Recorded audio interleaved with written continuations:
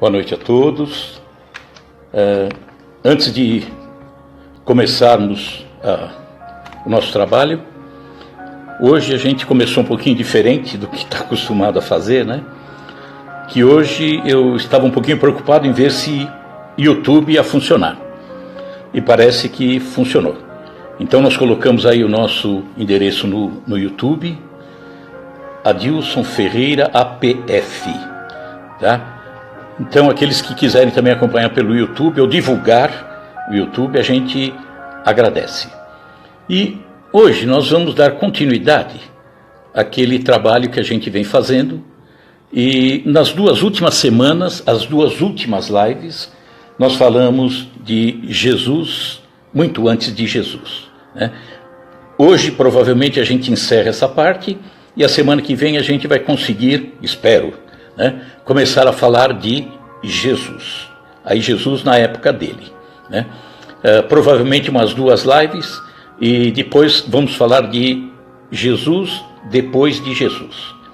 E encerrado isso, nós voltamos para o Jesus de 2000 anos, porque aí nós pretendemos falar de muitas histórias de Jesus, muitos acontecimentos que são sempre maravilhosos, né? Então, enquanto não dá o horário, nós temos aí quem está aqui presente, Lindalva, Sidoca, conheço a Sidoca, Marisa Moura. Então é sempre muito bom a gente poder contar com a presença de vocês. A gente sempre fica muito feliz com isso. E o trabalho é importante porque, sobretudo nesse período em que a gente se encontra hoje em dia, é preciso que a gente realmente procure estar com Jesus, porque Jesus é o porto seguro nosso, né? Jesus é aquele que está em todos os instantes nos amparando. E é isso que a gente precisa ter em mente, né? Então, temos que nos apegar sempre a Jesus. E é Ele que nos salva, é Ele que nos ajuda. Nós temos aí também no YouTube, Célia, Regina, Manfrim, pessoal querido, aliás, todos são, Yolanda Ribeirinho, colega de viagem, a Landim,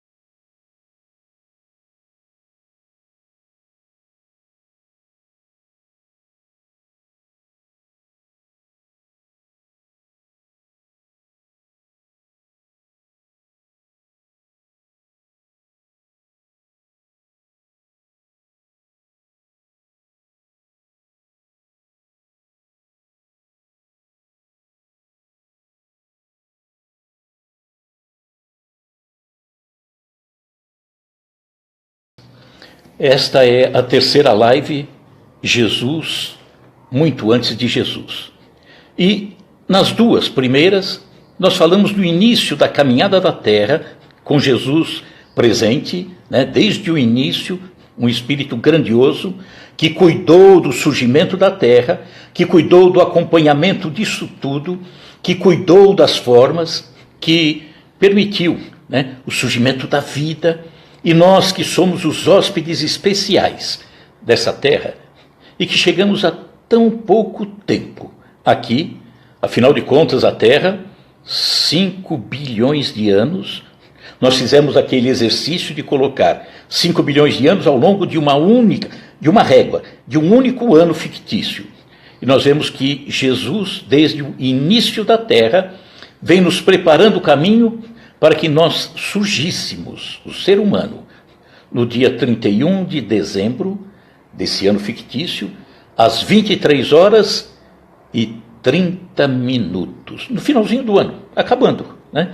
Então esse Jesus que nos acompanhou sempre, que esteve sempre nos ajudando e que está sempre nos acompanhando, que mostramos também o surgimento dos oceanos, falamos do surgimento da vida, que começou na água.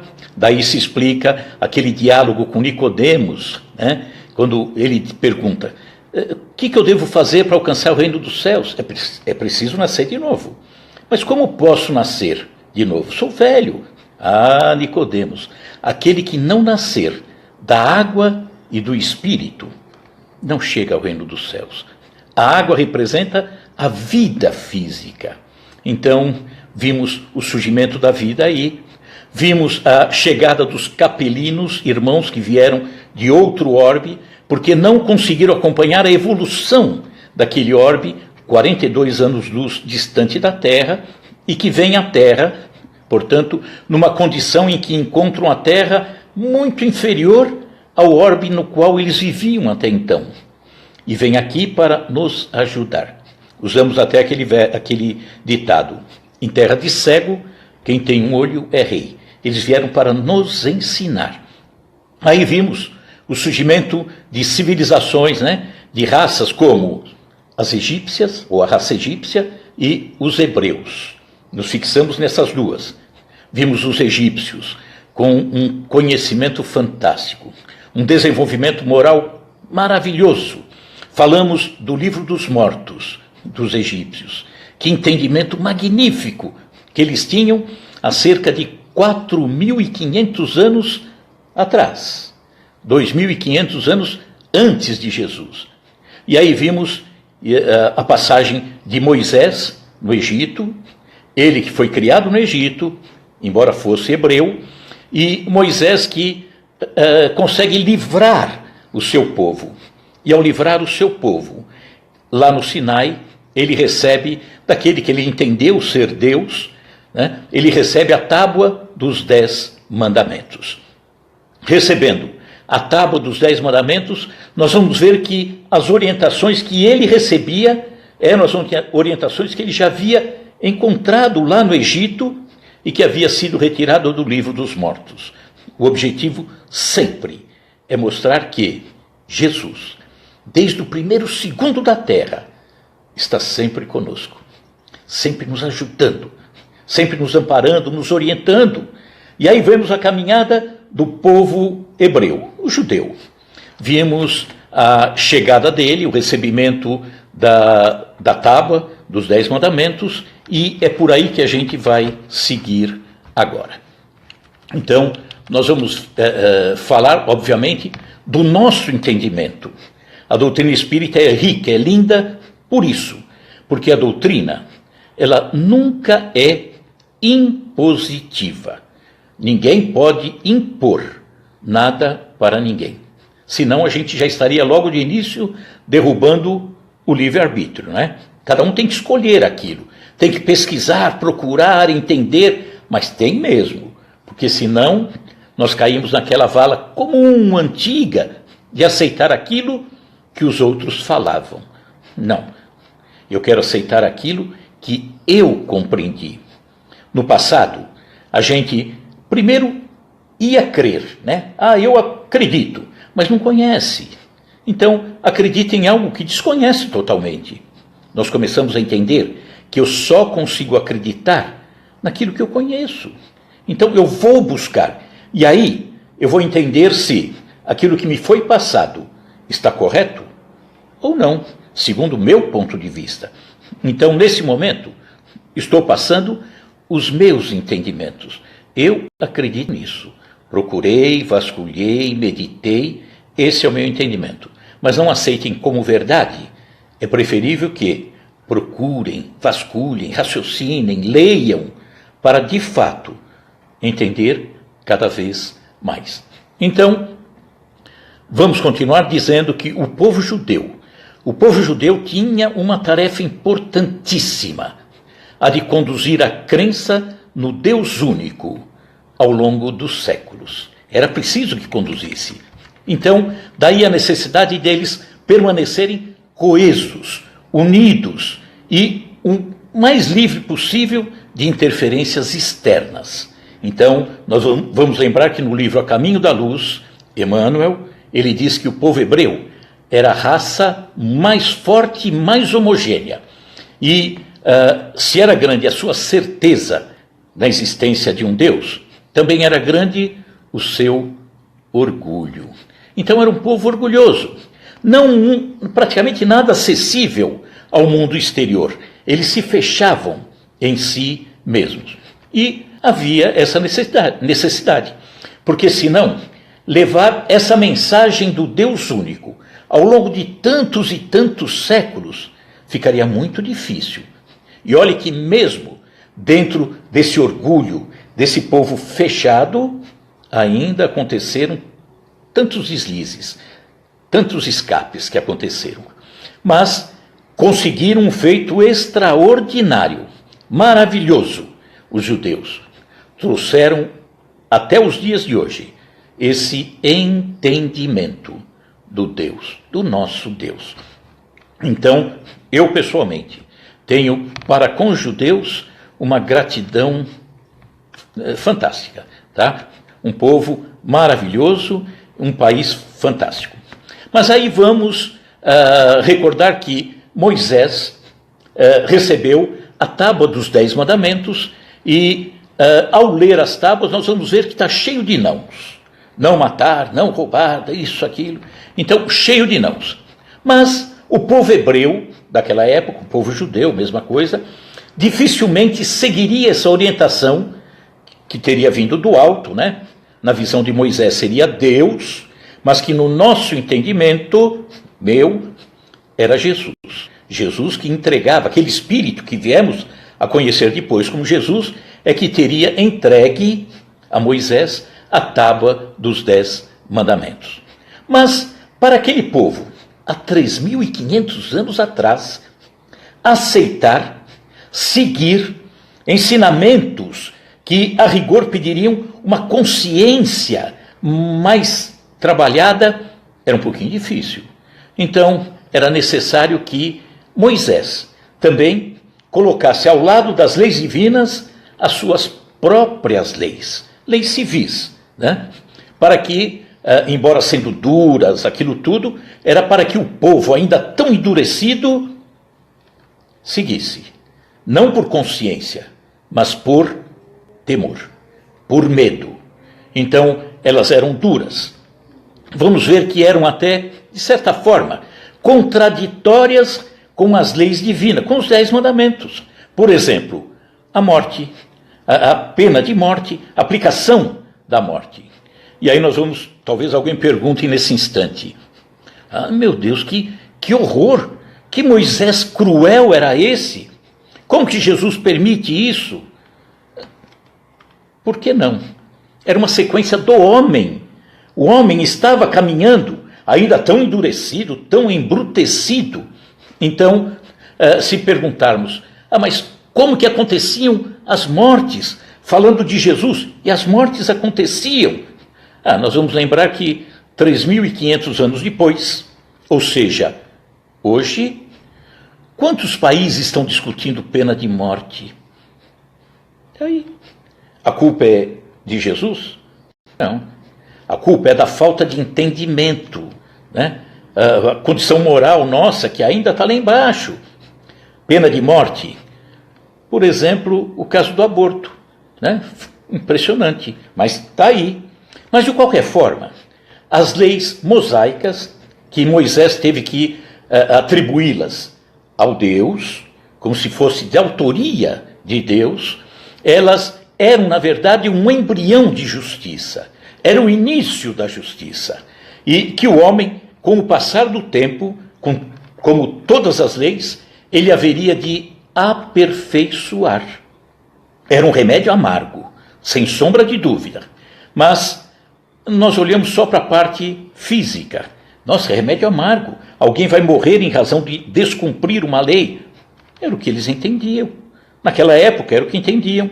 Muitos ainda entendem nos dias de hoje. Então, vamos passear um pouquinho pelas leis mosaicas. Os mandamentos de Moisés eram 613. 613 mandamentos que aparecem na Torá, que são os 5 primeiros livros da Bíblia, cuja autoria é atribuída a Moisés. Esses mandamentos distribuídos em 2 blocos. Mandamentos positivos eram 248. Eles eram orientações no sentido de se fazer, uma obrigação a ser feita. Mas haviam 365, são os dias do ano, né? São os negativos no sentido de não fazer, proibições para aquele povo. Então era preciso, de fato, ser duro para com aquele povo, para que não acontecesse um grande desvio ao longo desses séculos. Esses negativos, por exemplo, não adorar a outros deuses, adorar a Deus. Não convocar o povo para a idolatria. Não salvar a vida de um sedutor, deixa ele morrer. Não ter medo de falso profeta. Ou então, não impedir qualquer um de matá-lo, falso profeta. Não invocar os mortos. Isso eles traziam, Moisés colocou, porque eles traziam lá do Egito. Porque no Egito, eles consultavam os mortos. Logicamente, de uma forma leviana, né? Buscar algum palpite, alguma coisa. Então não era uma coisa séria. Para evitar de levar isso para dentro de Canaã, dentro da terra prometida, ele proíbe que se consulte os mortos. Depois, em outra oportunidade, vamos voltar. Ele proíbe um judeu de casar-se com um gentil. Gentil é pagão, né? Proíbe, olha que interessante, tomar como garantia em um empréstimo utensílios de cozinha. Se eu tomar utensílios de cozinha, eu vou deixar aquela pessoa, talvez, sem preparar sua comida. Ele não permitia que alterasse fraudulosamente os limites da terra. Nada de puxar a cerca para um lado ou para o outro. Não pode. Proibia maus tratos a escravos. Proibia levar a julgamento falsas testemunhas. Proibia poupar a vida de um perseguido. Dizia para não dar notícias enganosas. Fake news, há 3.500 anos atrás. Nada de notícias enganosas, nada de levar mentiras. Ele dizia também, nada de ter relações com a mulher de outro homem. Mas aí, muitas desses desvios que as pessoas praticavam, que não observavam a lei, muitas delas acabavam terminando, né, em apedrejamento. A punição era apedrejamento. Nós vamos falar de algumas dessas leis que com certeza vocês vão achar curiosas, mas era a verdade, né? Vamos bem rapidamente. O homem que adulterar com a mulher do outro, certamente morrerá o adúltero e a adúltera. Lembraram de algum episódio? 1.500 anos para cá, na época de Jesus, quando a mulher adúltera é levada na frente de Jesus e dizem, ela foi pega em adultério, queriam matá-la, se esqueceram de procurar o adúltero. Ô, sociedade machista, hein? Outra coisa, quando um homem amaldiçoar seu pai ou sua mãe, morre. O mandamento, os 10 mandamentos dizia, honrar pai e mãe. Se você amaldiçoar seu pai e sua mãe, você morre. Outra coisa, se uma pessoa casava, um homem casava com uma mulher, e logo no primeiro dia, ele entendesse que a sua esposa agora, sua esposa, não era virgem. O que ele fazia? Ele levava a mulher aos anciãos do local, eles avaliavam se ela era virgem ou não, e se eles dissessem, ela era virgem, então o marido pagaria uma multa para o pai da moça, e nunca mais poderia se separar dela, ficaria com ela para sempre. Mas se na avaliação ela não fosse virgem, ela era levada diante da casa do seu pai e morria apedrejada.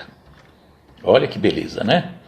Se a filha de um sacerdote começasse a se prostituir, portanto profanava o nome do seu pai, ela morria numa fogueira.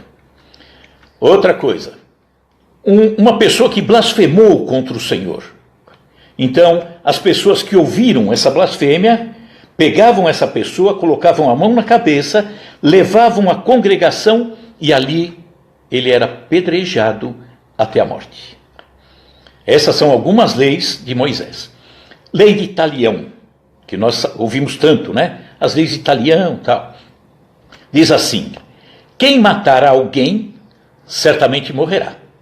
Quem matar um animal, tem que colocar outro animal no local. A punição era vida pela vida. Dizia que, se alguém desfigurar o seu próximo, como ele fez, assim será feito a ele. Se ele quebrar o próximo, né, qualquer quebradura, nele seria quebrado também. Era o olho por olho, dente por dente. Lei de Talião. Outra aqui, interessante, que acredito que pouca gente ouviu.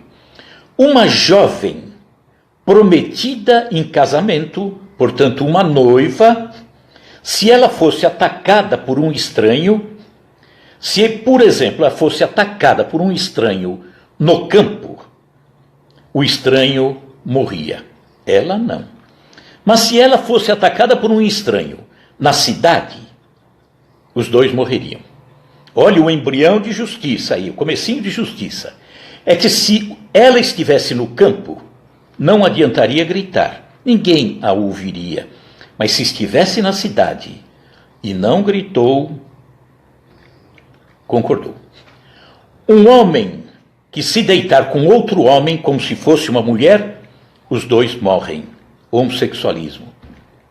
Outra lei. Homem ou mulher que tiver um espírito de necromancia ou de adivinhação, médium, ele morrerá apedrejado. Interessante, né? Então, aquele que tinha esse dom, fosse um médium, portanto, ele não poderia demonstrar isso. E é por isso que Moisés proíbe. Por quê? Porque eram vícios que vinham lá do Egito, uma má utilização da mediunidade natural, um desconhecimento. Nós viemos só a entender isso a partir de 1857, com o advento da doutrina espírita, chegada de Kardec, né, nos mostrando isso tudo. Mas até então, o homem não compreendia. E Moisés entendia que tinha como bloquear isso, evitar isso. Obviamente que isso não se evita por um decreto, né? Então, aquele que fosse médium morreria. Outra lei. Quando o teu irmão, que é a pessoa bem próxima, te incitar, então, filho da sua mãe também, ou o teu filho, ou a tua filha, ou a mulher, ou o teu amigo, seja quem for, te incitar para seguir a outros deuses, olha a preocupação de não desviar do caminho, preocupação de conduzir ao longo dos séculos a ideia do Deus único. Então, mesmo que seja teu irmão, teu pai, tua mãe, não importa, te incitar à adoração de outros deuses, o que você faz? não consentirás com ele, nem o ouvirás, nem o poupará, nem terás piedade dele, nem o esconderás, mas certamente o matarás. E ainda dizia Moisés na sua lei: a tua mão será a primeira contra ele para o matar. Né? Então as leis eram duras mesmo, mas era a forma que Moisés tinha para segurar aquele povo tão duro. Olha a sabedoria para a época, né? Boca de 2 testemunhas ou 3 testemunhas, será morto o que houver de morrer. Por boca de uma só testemunha não morre. Ou seja, teria que ter uma segurança para executar aquele que deveria ser executado. Outro embrião de justiça aqui, comecinho de justiça. Olha que interessante. De repente aparece um cadáver, um homem morto no campo, e não se conseguiu identificar o assassino. Os anciãos iam até o local onde estava o cadáver e dali eles mediam as aldeias ao redor. E a aldeia mais próxima, eles iam lá, pegavam uma novilha, um animal bem novinho, que ainda não tinha sido utilizado para carga, para nada, portanto, o povo colocava muita esperança naquele animal, eles pegavam aquele animal e o degolavam. Né? É a forma que eles tinham. Outra coisa que se fosse aplicada nos dias de hoje: se alguém tiver um filho contumaz e rebelde, que não obedece à voz do seu pai e à voz da sua mãe, portanto, não lhes dá ouvidos, os pais levariam até os anciãos da cidade, e então todos o apedrejariam. Essa é a lei. Outra coisa aqui: quando alguém houver pecado errado, né, digno, portanto, do juízo de morte, e ao ser morto ele for pendurado em um madeiro, tipo cruz, mas pendurado em um madeiro, o cadáver não permanecerá no madeiro, mas certamente o enterrarás no mesmo dia, porque esse pendurado, ele é maldito de Deus. Vamos lembrar de Jesus, né? Olha as ligações. Algumas coisas passaram 15 séculos, outras foram se perdendo ao longo do tempo. Por exemplo, os animais que eles podiam comer, o que era puro, o que era impuro, eles colocaram uma série, né, de informações, orientações. Por quê? Provavelmente, isso não se tem uma informação precisa, era para que o homem, a família, a mulher também, obviamente, no decorrer do dia, estivesse sempre atenta àquilo que ela poderia fazer de alimento, que era uma forma de estar ligada a Deus, ao alto. Essa é uma versão, tá? Que faz até sentido. Outra coisa aqui, mais um. Se 2 irmãos moram juntos e um desses irmãos é casado e morre, desencarnou, sem ter deixado um filho, a sua mulher ou sua viúva não poderá casar-se com um homem de fora. Quem deverá desposá-la é o seu cunhado, o irmão do falecido, para que, tendo filho, esse filho receba o nome do falecido, para que o seu nome não se perdesse em Israel. Mas ocorria também a possibilidade do cunhado não aceitar a proposta. Então, a viúva pegava o seu cunhado, levava até os anciãos e dizia: olha, ele não quer assumir a sua função de cunhado. E ele não assumindo, ela ia até ele, arrancava o sapato, a sandália dos seus pés, cuspia no seu rosto, e a casa desse rapaz passaria a ser conhecida como Casa do Descalçado. Então era um bullying 3.500 anos atrás. Essas são apenas algumas das leis que Moisés deixou, brutas, sem sombra de dúvida, duras, mas necessárias, sim, extremamente necessárias, e que deveriam ser ajustadas ao longo do tempo.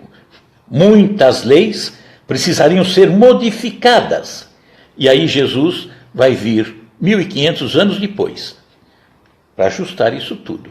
Só que não foi bem compreendido. Vamos seguir um pouquinho na história do povo hebreu.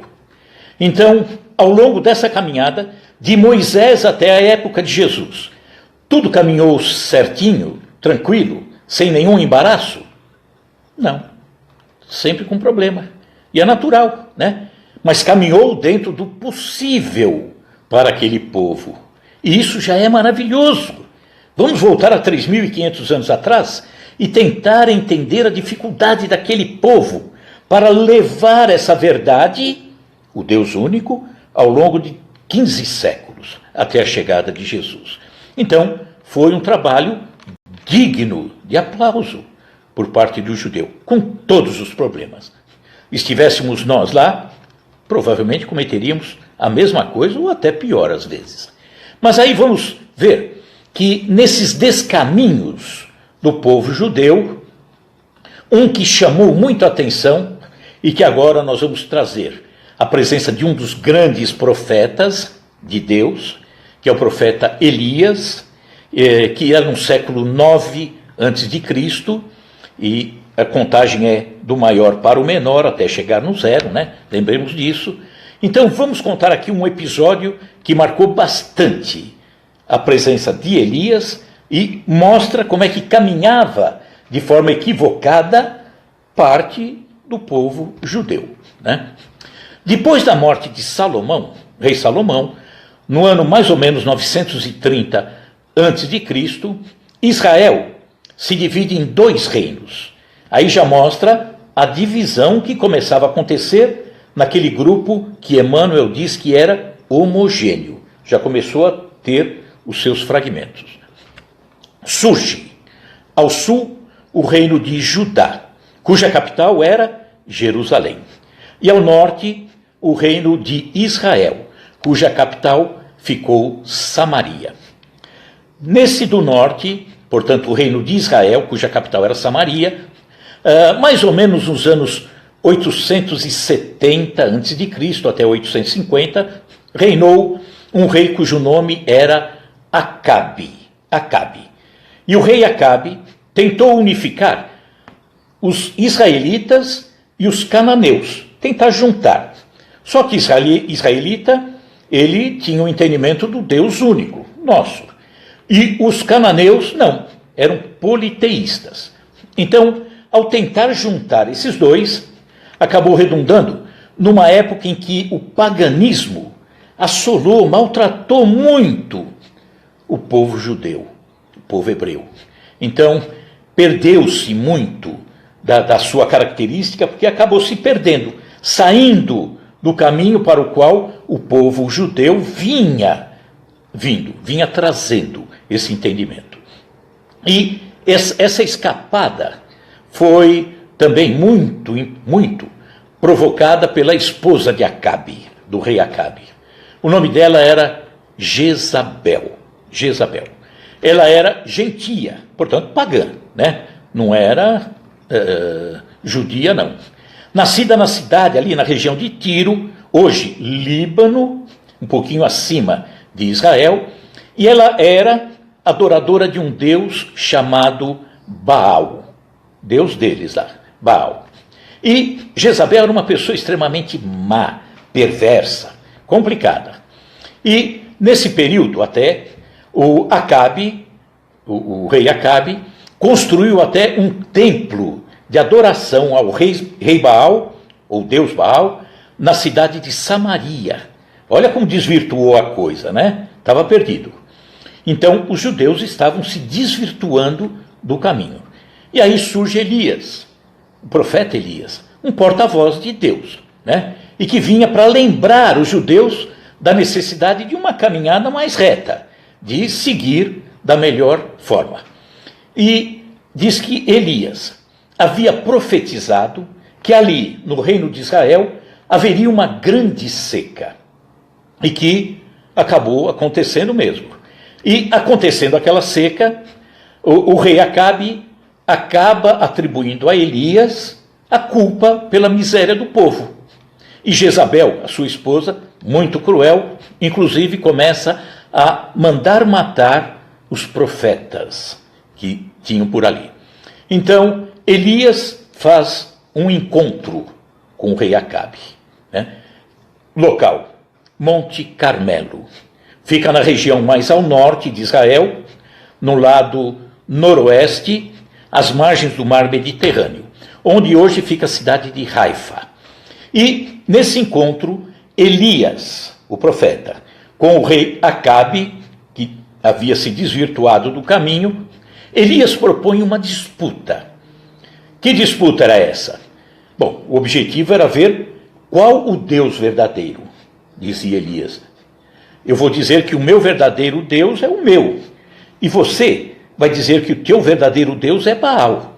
Então, eu vou convocar toda a população de Israel, daquela região, que estava desvirtuada, fora do caminho, para que pudessem assistir um embate entre Elias de um lado e 450, mais ou menos, sacerdotes de Baal do outro lado, né? Então, nessa disputa, o que eles fariam? Eles fariam 2 sacrifícios. Elias apresentaria a Deus um sacrifício, e os 450 sacerdotes de Baal apresentariam a Baal um outro sacrifício. E aí pegaram um altar.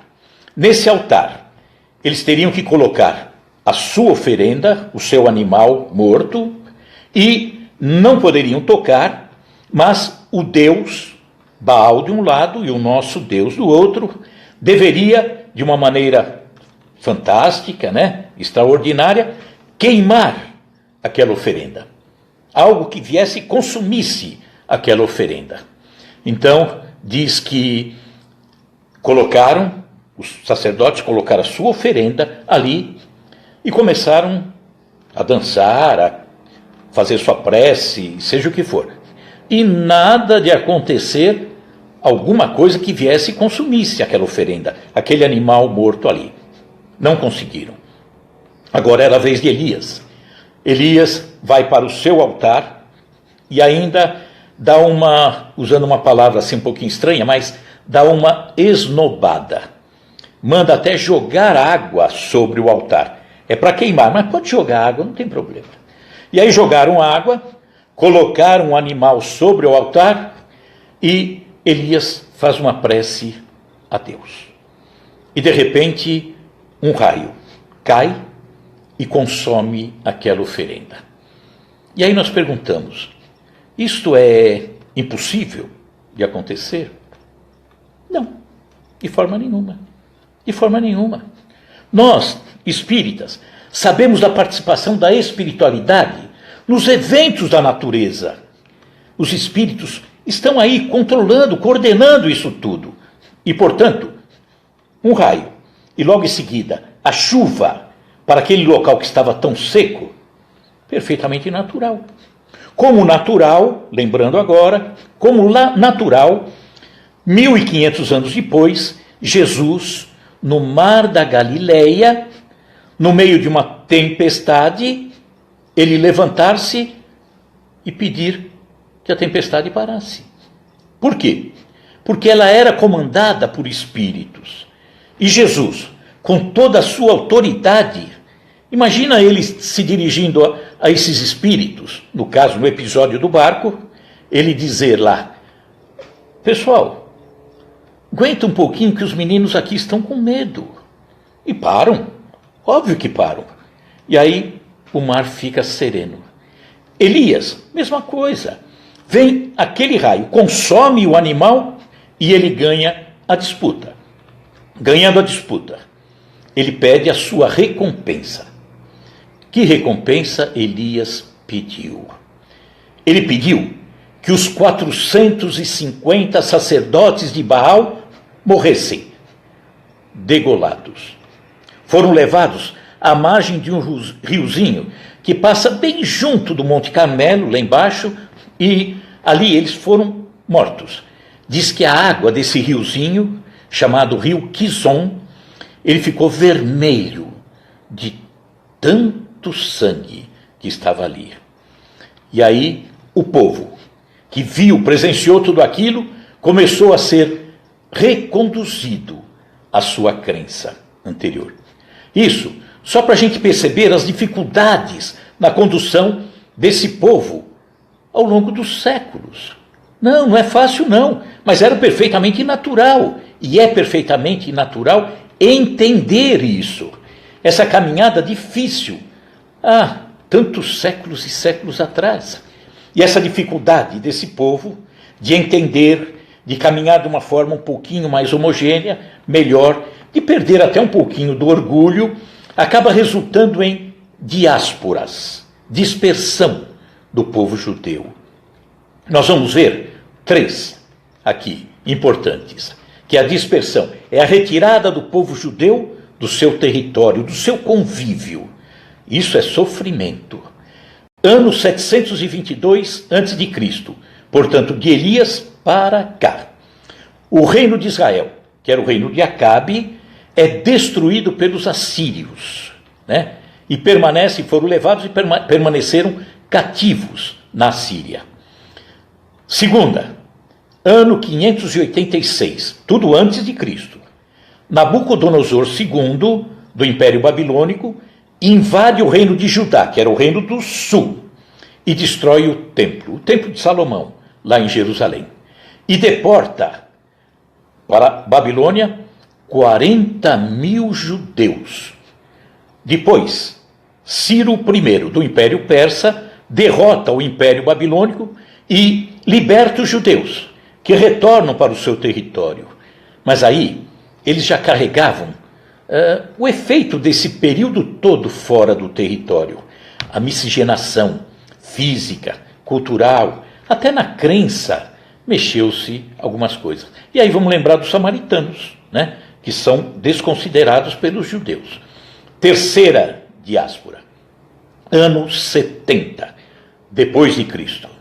Aí Jesus já tinha vindo e já tinham matado Jesus. O Império Romano destrói Jerusalém. E os judeus se espalham pela Ásia Menor, que é a Turquia hoje, sul da Europa e a África. Então, tanto sofrimento, é de se imaginar o porquê o povo judeu ficava na espera de um Messias que viria para libertá-lo com relação aos aspectos físicos. É muito sofrimento, né? Eles padeciam. Imagina o orgulho deles, onde tinha ido parar.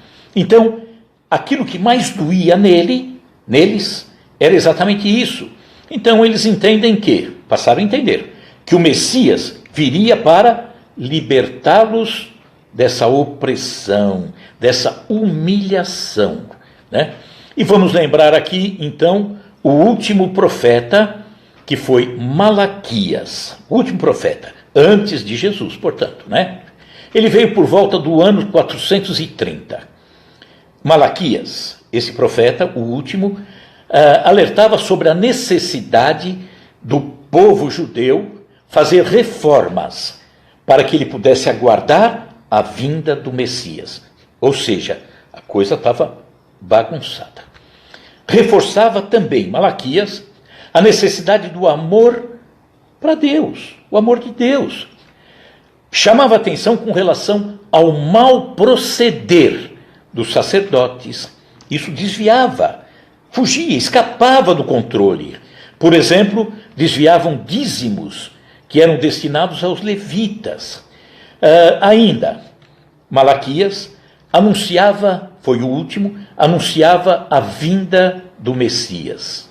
E ele dizia assim: mas para vós, os que temeis o meu nome, nascerá o sol da justiça, e cura trará nas suas asas, e saireis e saltareis como bezerros da estrebaria, e pisareis os ímpios, porque se farão cinza debaixo das plantas de vossos pés, naquele dia que estou preparando, diz o Senhor dos Exércitos. Então, a vinda do Messias, do verdadeiro Messias, estava próxima, bem próxima, mas a conduta daquele povo continuava, com relação a isso, ainda confusa. E nós vamos ver depois, na época de Jesus, que realmente as coisas não casavam. Por isso que Jesus encontrou enorme dificuldade para deixar a sua mensagem no coração daquele povo. Mas mesmo assim, encerrando, vamos lembrar que o povo judeu, por quem eu tenho o maior respeito, o maior carinho, né? Tem que parabenizar esse povo maravilhoso, que com as dificuldades que qualquer outro povo tinha, né? Mas valoroso, unido, ordeiro, ele nos trouxe a ideia do Deus único. Só por isso já somos imensamente gratos a eles, que ainda são tão maltratados nos dias de hoje. Então, todo o meu respeito, todo o meu carinho ao povo judeu. E aquela terra que estive lá por várias vezes e que me encanta, aquele local me encanta, né? Então, terminamos essa parte. Jesus, muito antes de Jesus, porque na próxima, Jesus já vai estar fisicamente conosco. Nós vamos ver esse Jesus de 2000 anos atrás, em rápidos episódios de 2000 anos, iremos adiante, Jesus, depois de Jesus, que aí o nosso entendimento está aí a doutrina espírita, com Jesus bem presente, Jesus aí, no meu entendimento, nos dirigindo dentro dessa doutrina, para que depois tenhamos a oportunidade de voltar a 2000 anos, falarmos muito de Jesus, muitos episódios, mas com uma característica da qual eu não consigo me afastar.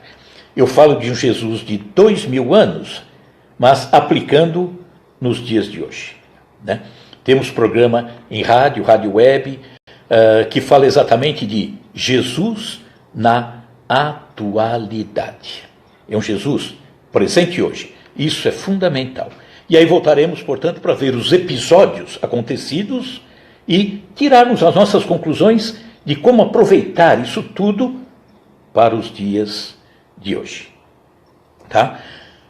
Agradeço a presença de todos. Tive que dar uma corridinha também para não invadir muito. E todos vocês que estiveram conosco até agora, minha gratidão, meu carinho. O povo agora do YouTube também, que começa a chegar, né? Muita gente pediu, então a gente está comunicando agora que o YouTube também está aí e que na semana que vem possamos estar novamente juntos. Guilherme, Daniel, Michele, Miriam Lopes, tanta gente aí, tá? Áurea, Márcia, Márcia, colega, a nossa colega, querida colega Márcia, da viagem, né, da RW, um abraço, Márcia, Michele, Arenali, e quanta Lene. Então, muito obrigado a todos vocês, de coração. Viviane, Zambelli, prima, Regina. Então, vamos encerrando e sempre com prece, né? Então, convidando para a próxima. Então, fechamos os nossos olhos e vamos trazer Jesus à nossa frente. Jesus, o nosso amigo, irmão, companheiro, amigo incondicional, que está conosco em todos os instantes e que normalmente muitos só se lembram dele nos momentos de dor. Como seria bom se lembrássemos de Jesus em todos os momentos de dor, tristeza, mas os momentos de alegria. Jesus é o irmão, é o companheiro, é aquele que está ao nosso lado. Então vamos aprender a ter esse Jesus em todos os instantes. Ele é o nosso maior amigo, nosso maior companheiro. Então, Jesus, te agradecemos e te pedimos que no decorrer dessa semana nos oriente sempre, nos dê o consolo, a alegria, a paz que tanto precisamos. Mas sabemos também que a paz que precisamos, ela tem que ser trabalhada, antes de tudo, dentro de nós. Que assim seja, graças a Deus. Então, novamente, obrigado a todos, né? Sandra, prima, e o chavão, né? Jesus no coração e álcool gel na mão. Fiquem todos com Deus, se cuidem, se preservem, é necessário. Não se esqueçam dos bens maiores que nós temos, os bens maiores, crença, a nossa fé, a nossa família, os nossos amigos. Não permita que essa pandemia leve a nossa fé, a nossa família, os nossos amigos. Não, não pode. Então, apesar da dificuldade, vamos manter, vamos agarrar firme. Vamos sim, não vamos deixar se perder. Um abraço a todos e que na semana que vem possamos estar novamente juntos. Grande abraço a todos e muito obrigado por estarem comigo. Obrigado.